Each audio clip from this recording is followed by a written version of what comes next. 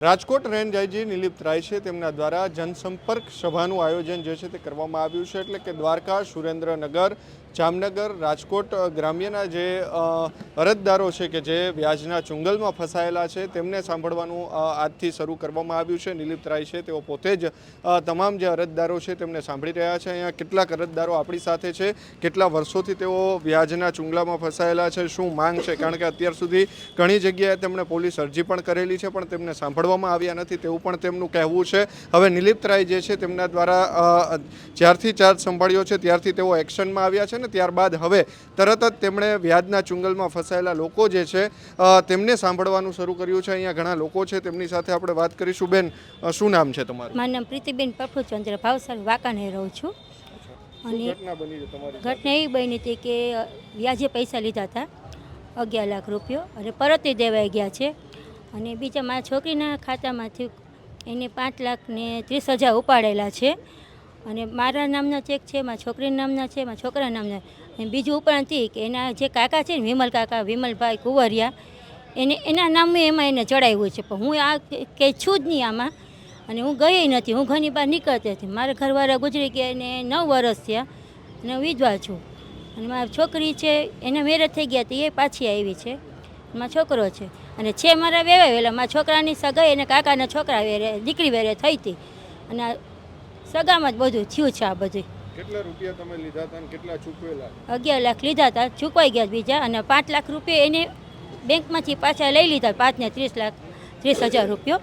અને કદાચ બોલવામાં ભૂલ થયું, પહેલી વાર જ બોલું છું એટલે જરાક અચકાવું છું બોલતા હું. બરાબર. કેટલા રૂપિયા અત્યાર સુધી ચૂકવા છે? અત્યાર સુધી લગભગ તો ચૂકવાઈ ગયા છે. વધારાના એના લઈ લીધા છે ને બીજા વધારાના હજી ચેક. કેટલા રૂપિયા વધારાના માંગે છે હવે? વધારાના હજી 21,000 રૂપિયા, 21 લાખ રૂપિયા માગે છે. હજી વધારાના માગે છે હજી, એમ કે તમે નહીં દો તો તમે સગાઈ ના બધું. સગાઈ તો તોડાઈ નાખી, તૂટી ગઈ ને 4 વર્ષ સગાઈ રહેતી માં. શેના માટે તમે પૈસા લીધા હતા? ધંધા માટેમાં છોકરાએ લીધા હતા કે એને પપ્પા નહોતા ને કે હું ધંધા આગળ વધારું. એટલે મેં ધંધામાં તો કાં બેંકમાંથી લેવા પડે, કાં લેવા પડે. મૂડી તો કોઈ પાસે હોય નહીં, સહારો તો 2 જ હોય, કાં બેંકનો હોય ને કાં હોય. પહેલાં 5% લીધા ને પછી એને 10% કર્યા. પછી દેવામાં અમારે નહોતું પોઝિશન, કે કોઈ જાતની હતી જ નહીં એમ. પછી અમે દીધા નહીં થોડાક મહિના સુધી. પછી એને વધારીને આ બધું કર્યું. બસ માંગ એટલે જે મેં ભોગવ્યું છે એ એને થાય ભોગવું એ બધું. મને સાચો ન્યાય મળે. હું ક્યાં ચિત્રમાં છું જ નહીં. ખોટી સાઈન કરાવીને બધું મારી સાઈન ક્યાંય છે જ નહીં. હું ક્યાંય ગઈ જ નથી. વાંકાને બહાર હું નીકળી જ નથી બહુ જાતી. અન્ય અરજદારો છો. બેન, ક્યાંથી આવો છો તમે? સાંગોઈ સાયલા તાલુકો, સુરેન્દ્રનગર જિલ્લો. તમારી સાથે શું બન્યું છે? ક્યાંથી પૈસા લીધા હતા? કેટલા રૂપિયા લીધા હતા? અને હવે શું તમારી સાથે થઈ રહ્યું છે? અમારે લાખ રૂપિયા લીધા હતા, એને 4 ગણા ચૂકવી દીધા. તો હજુ એમના તો 15 લાખ રૂપિયા ઊભા રહેશે. તો અમારે ક્યાંથી ભરવા? કોણ લઈ ગયું છે? કોની પાસેથી તમે પૈસા? ઉદયભાઈ લખુભાઈ, ગામ ઝીણવાણિયા. બરાબર. અમારા ખેતરના શેઢે છે. એમને ખેતરે એમને એક શેઢે કરવું છે એટલે ખેતર પડાવી લેવા માગે છે. અમને ધમકી આપતા વારંવાર ખેતર ખાતે કરી દો, ખેતર ખાતે કરી દો. એના તરસથી અમે ઘર મૂકીને ભાગી ગયા. હવે શું માંગ છે? હવે અમને ન્યાય જોવે આમ. બિલકુલ. બેન, તમે શું કહેશો? તમે અત્યારે અહીંયા આવ્યા છો નિલીપ રાયને મળવા માટે. જે વાત કરી છે તેમણે કે જનસંપર્ક સભા જે વ્યાજને ચુંગલમાંથી ફસાયેલા છે, તમારી શું અરજી છે? અમારી આજ તે કે આમાંથી નિર્ણય અપાવો. બરાબર. આ વ્યાજખોરોમાંથી આપણા ઉદયભાઈ લખુભાઈ શિરવાણિયા એ પાછા 15 લાખ રૂપિયા કે 4 ગણા ચૂકવી દીધા. મોટભાઈ બહાદુરભાઈ સાંગોઈ એ 15 લાખ રૂપિયા કે અને ધમકી આપે ટાંટિયા ભંગાઈ નાખી બીજા પાસે એમ ધમકી આપે. અને બાપભાઈ ભાણેજડા એ ધમકી આપે. એ મારા ભાઈને ધમકી આપી હતી કે દેમેના 5 લાખ રૂપિયા તને દે, બીજાને દયો રહીને તારા હાથ પગ ભંગાઈ નાખશે. મારા ભાઈને એવી ધમકી આપે. તમે કેટલા રૂપિયા લીધા હતા? ક્યારે લીધા હતા? કેટલા ચૂકવી દીધા છે? ને હજી કેટલા માંગે છે? ને હવે શું જોઈએ છે? હવે તો રૂપિયા તો લીધા હતા લાખ જ તે, બરાબર. પણ તો એ 4 ગણા ચૂકવી દીધા ને જે 15 લાખ રૂપિયા માંગે છે ને જમીનમાં કબજો કરવા માંગે. એ કે જમીન અમને સહી કરી દે એમ. એમાં ભાગતા રખડ્યું 6 મહિને. છોકરાએ બીજો નોખે 6 મહિને છોકરાએ ભેગા એમ નથી થયા. બરાબર. હવે અમારી એ માંગ છે આમાં ઉગારો. દિલીપરાય આવ્યા છે ત્યારથી તેઓ એક્શનમાં છે. તેમણે અલગ અલગ જિલ્લામાંથી વ્યાજખોરોના ચુંગલમાં ફસા હોય તેમને બધાને કહ્યું છે. તો આજે તમને શું લાગે છે, શું આશા છે સાહેબ પાસે તમારી? અમારા બસ આ જ તે ન્યાય મેળવે એ જ તે. તમે ફરિયાદ અગાઉ ક્યાંય કરેલી છે? હા, ધજાળા કરી હતી પણ એ સાહેબ જવાબ લોકો જવાબ જ નથી આપતા. 2 મહિના પહેલાં ફરિયાદ કરેલી હતી, જવાબ આવ્યા જ નથી. તપાસણી માટે આવ્યા જ નથી, ધજાળાવાળા તપાસણી માટે આવ્યા જ નહીં. બરોબર લાગે છે તમને આજે નિલીપરાય છે તેમની પાસે તમે આવ્યા છો તો તમારું કામ થઈ જશે? થઈ જશે, 100% થઈ જશે. બરાબર, સાહેબ કરી દેશે, મારે વિશ્વાસ છે. ઓકે, બિલકુલ. તમારો શું આખો કેસ છે? મારો કેસ એ છે, હું દેવભૂમિ દ્વારકા જિલ્લાથી ભાટિયા ગામ, કલ્યાણપુર તાલુકાના ભાટિયા ગામમાં રહું છું. મારા ભાઈને એને 4 લાખ રૂપિયા વ્યાજે દીધા હતા. હેમંતસિંહ રઘુભા વાટેર બામણાસા ગામવાળે 4 લાખ દીધા. અમે પરત એને 7.5 લાખ વ્યાજ સહિત દઈ દીધા. તે છતાં એને ચેકના કેસ કર્યા કલ્યાણપુર કોર્ટમાં. અને અમારા મકાન હતા ને, એક જ મકાન, એ દસ્તાવેજ કરી લીધા. મકાન દસ્તાવેજ કરી લીધા. તે છતાં એ દરબાર છે એટલે એમને ધમકીઓ આપે છે કે ભાઈ તું મકાન દસ્તાવેજ કરી દીધા. ચેકના કેસ કર્યા 7.5 લાખ રૂપિયાના. અમે પૈસા આપી દીધા, વ્યાજ આપી દીધું, બધું આપી દીધું. અને એસપી સાહેબમાં બધે ફરિયાદ કરી, પોલીસવાળાને ફરિયાદ કરી તો પોલીસવાળે અમને આમાં જામીન લઈ લેવા માંગ્યા અને અમને એક દી બેહાડી નાખ્યા. મારો ભાઈ અભણ છે, બરાબર, એને છેતરી ગયો હોય અને એના ઉપર વ્યાજખોરના 4 કેસ ચાલુ છે. અમારા ભાટિયા ગામમાં એક કેનડી ગામના સબીરભાઈ ખાન કરીને છે, એને દવા પી લીધી તો એને બીકને માટે ફરિયાદ કરવા નથી આવી એક્શનની. પછી બામણાસા ગામમાં રાજદીપસિંહ વાઢેર, એનો જ ભાઈ, એના ઉપર એને એવું કર્યું. અને અતુલભાઈ પ્રાઉ લુહાણા, એના મકાન જપ્તે કરી લીધા. આ બધા લોકો એના બીકથી વ્યાજ વટાની ફરિયાદ કરવા ના આવી. કેટલા રૂપિયા છે તમારા? અને 4 લાખ અમે લીધા હતા અને એને અમે 7.5 લાખ રૂપિયા આપી દીધા.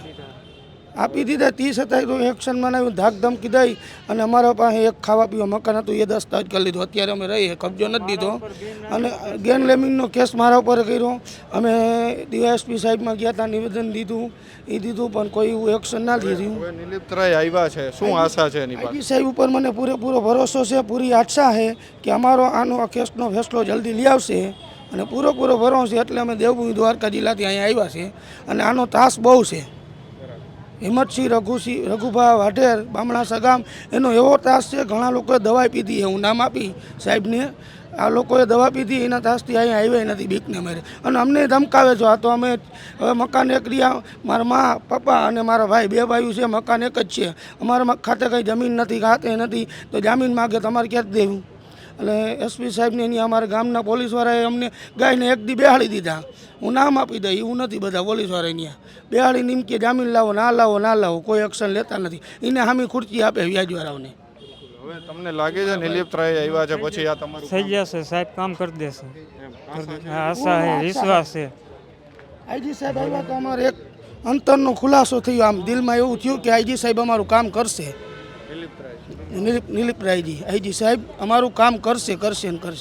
મારું નામ ધનજીભાઈ હીરાભાઈ મોરી, રહું છું ગોંડલ. અને મારે લોકડાઉન વખતે આપણે ઓલી કોરોનાની મહામારીમાં મારે પૈસાની જરૂર હતી. એટલે મેં મારા મિત્ર મનીષભાઈ દાફડાને વાત કરી કે મારે પૈસાની થોડી જરૂર છે. એટલે હું ને મનીષભાઈ પેપરમાં એક એડ આવી હતી, પટેલ ઇન્વેસ્ટમેન્ટ નામની, નાના મવા રોડ ઉપર એમની ઓફિસ હતી. એટલે અમે ત્યાં રૂબરૂ મુલાકાતે બે ગયા અને પછી અમને ત્યાંથી વ્યાજે પૈસા એને આપ્યા અને જમીનનું રજીસ્ટર કરવાને બદલે અમારી પાસેથી દસ્તાવેજ એને કરાવી લીધો અને અત્યારે અમને હેરાન કરે છે જમીન બાબતથી. કેટલા રૂપિયા લીધા? 4 લાખ રૂપિયા અમે લીધા હતા, 3% લેખે, બરાબર. અને અમારી જમીન અમે આપી હતી એમને સિક્યુરિટી માટે અને દસ્તાવેજ પાકો કરાવી લીધો એને અમારી પાસેથી. દસ્તાવેજ કરાવ્યો આપણે અલ્પેશભાઈ દોંગા નામના ત્યાં ટ્રસ્ટી હતા પટેલ ઇન્વેસ્ટમેન્ટમાં, અને દસ્તાવેજ કરાવ્યો ભારતીબેન રમેશભાઈ પરસાણાના નામનો. અને અત્યારે એ એમ કહે છે કે જમીન અમે વેચાતી લીધી. અમે વેચાતી દીધી નથી જમીન, અમે સિક્યુરિટીમાં જમીન આપી હતી 3 એકર. કિંમત અત્યારે 1.5 કરોડ રૂપિયાની અંદાજ છે. આળગળે તો તમે 4 લાખ રૂપિયા લીધા હતા, ભર્યા કેટલા?